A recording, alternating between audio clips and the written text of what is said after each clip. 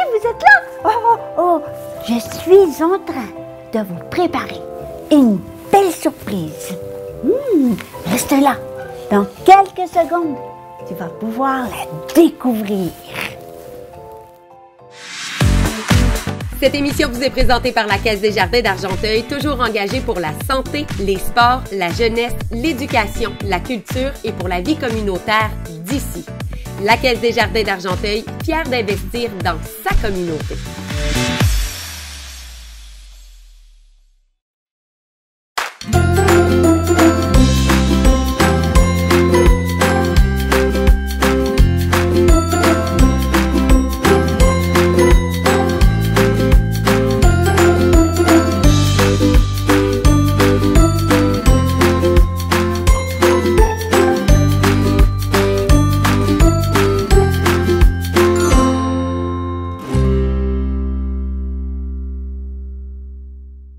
Bonjour les enfants, je m'appelle Françoise et je suis une fée de forêt. Et aujourd'hui, je viens te raconter une histoire. Tu sais, il y a 350 ans, ça fait longtemps ça, hein? Monsieur Jean de La Fontaine a écrit des fables. Il utilisait les animaux et il les faisait parler comme s'ils avaient été des êtres humains. Et moi, j'ai réécrit les fables de Monsieur de La Fontaine, juste pour toi. Alors aujourd'hui, je viens te raconter l'histoire de la cigale et de la fourmi. Allez. Il était une fois, dans une forêt débordante de fleurs et de nourriture pour les insectes, vivaient une cigale et une fourmi. Mademoiselle Cigale ne pensait qu'à chanter et danser. Elle passait tout son temps à jouer. La nourriture était si abondante qu'elle ne se préoccupait jamais de ses provisions. Elle prenait pour acquis que rien ne changerait, jamais, et que sa vie serait une succession de journées chaudes et ensoleillées, où elle n'aurait jamais à travailler pour subvenir à ses besoins. Elle se moquait bien de la petite fourmi qui habitait dans son voisinage et qu'elle voyait passer sans arrêt avec parfois une graine de tournesol, parfois un petit morceau de pain et parfois même un morceau de chocolat, abandonné par des enfants qui profitaient de l'été pour venir faire un pique-nique avec leurs parents. Tous ces débris de nourriture étaient très lourds pour la petite fourmi. Mais elle ne se décourageait pas. Et sans relâche, elle faisait le chemin entre sa maison et toute cette nourriture qu'elle déposait dans le garde-manger en prévision des jours plus difficiles. Sans cesse, la cigale tentait de détourner la petite fourmi. « Allez, petite, cesse ce travail et viens jouer avec moi. Je chanterai et tu danseras. Tu as bien le droit de t'amuser. » La petite fourmi passait son chemin avec son lourd fardeau sans s'occuper de cette cigale insouciante. Les jours passaient et Mademoiselle Cigale chantait et dansait toujours. Mais un beau matin, les feuilles se sont mises à tomber. L'automne arrivait avec ses jolies matinales. Puis, sans crier gare, la neige a recouvert toute la nourriture. Alors, Mademoiselle Cigale, ayant pris froid, se retrouva enrhumée et sans voix, sans rien à manger et sans endroit pour se cacher du vent et de la neige. Elle se trouva fort dépourvue. À ce moment, elle s'est souvenue de cette petite fourmi qui avait travaillé si fort tout l'été. Elle courut jusque chez elle et frappa à sa porte. « Tiens, tiens, Mademoiselle Cigale, que puis-je faire pour vous? » « Petite fourmi, vous me voyez bien mal en point. N'auriez-vous pas un peu de reste pour moi qui n'ai ni abri, ni nourriture? Je suis bien désolée, mais si je partage ce que j'ai si durement accumulé, je me retrouverai dans la même misère que vous. Vous voyez, pendant que je travaillais, vous chantiez. Eh bien maintenant, c'est moi qui chante et vous qui devez travailler. Alors, la cigale, elle se trouva à un abri dans le creux d'un arbre et s'endormit en espérant se réveiller au printemps suivant pour se construire une maison et la remplir de nourriture en prévision des mauvais jours. Elle avait compris la leçon. On peut chanter en travaillant. Et l'hiver venu, on pourra danser bien au chaud et manger toutes les bonnes choses qu'on aura accumulées durant l'été.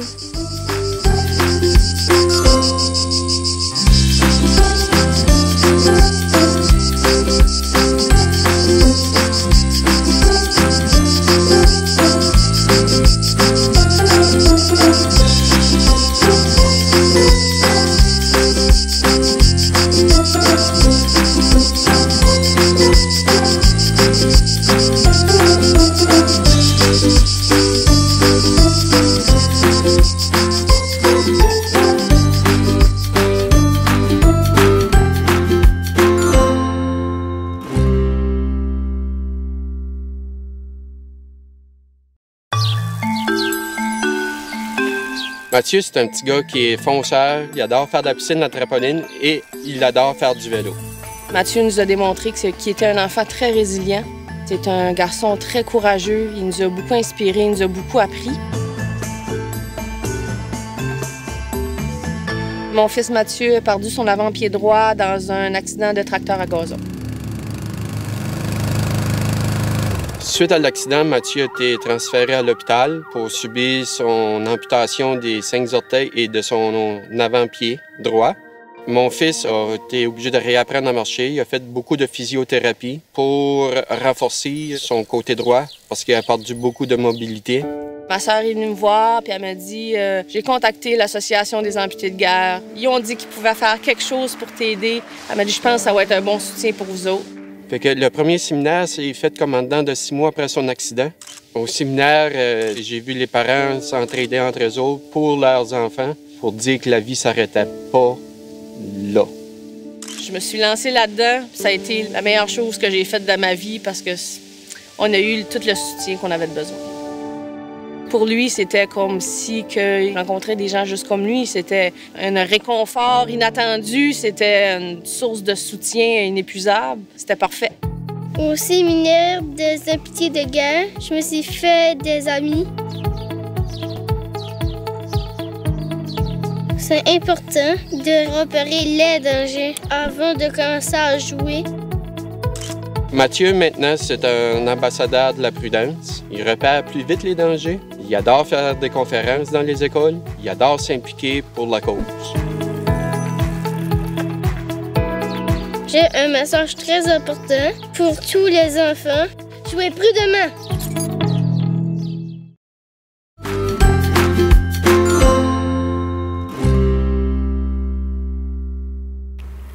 Alors tu sais, il y a des fées comme moi, mais il y a aussi des elfes.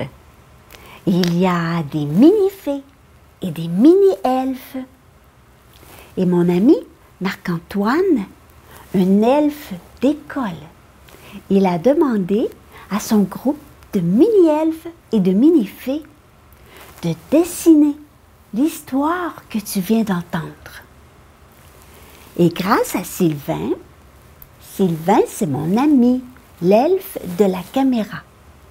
Et bien, Sylvain, il va te montrer tous les beaux dessins qu'on a reçus pour illustrer la magnifique histoire que tu as entendue.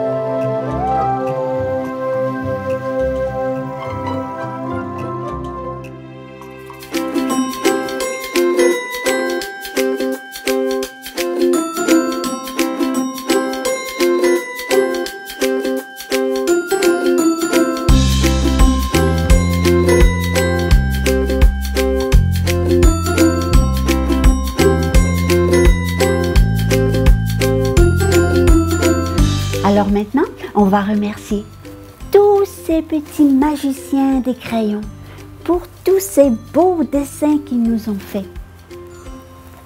Et là-dessus, moi, je vais t'envoyer un gros baiser virtuel. Allez, attrape-le. Dépose-le sur ta joue. Et puis moi, je t'attendrai pour une prochaine émission où je vais encore te raconter une très belle histoire. À bientôt, mes amours!